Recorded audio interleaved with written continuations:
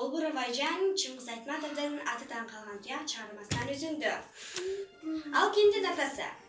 Ошондо мектепте окуп жаткан балдардын бири чындыкты бетке айтты. Ал сенин атаң эмес, эмне эле кыйкырасың?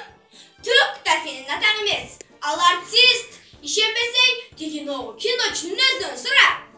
Иштен жайын сезе калган, эстүү баштуулар, атасыз баланын жасап алган, таттуу да, ачуу да, бүлдүргүсү келбей.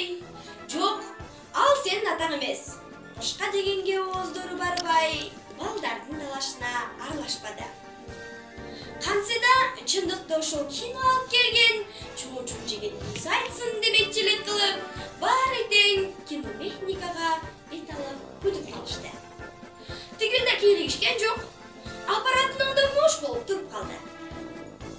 Жок, ал менин атам болчу, менин атам, дей берди зага туталанган Абалбек. Кайсын селе сенин атаң? Айтчы, кайсын селе? Деп али окуучу да тилин тартпады. Сен көргөн жоксуң го? Менин атам гранатаны алып танка аман деп жыгылбадыбы? Абалбек боюн жерге таштап, атасынын кантип окко учканын көрсөттү. Дал өзүндөй келтирип, 2-3 жала сала оодарылып, экрандын алдына барып жатып калды. Отургандар айласыздан дуу жарылып жиберди. Ой, бул артист турбайбы? Ой, жарыгың түшкөр.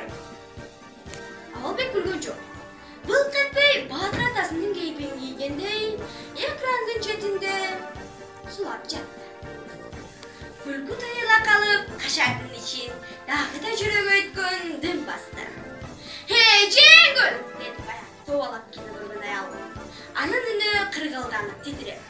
Карабайсыңбы дедиги балаңды? Эмне шал болуп олтурасың? Эмелдин баары Жеңгүл жака бурулду. Анын көзүнө жаш алып, унчукпай, эрдин бек кынтып, анын узата беришти. Жеңгүл баласынын жанына барып, аны тургузуп, жүрө кой уулум, ошол сенин атаң, деп акырын алчып кетти.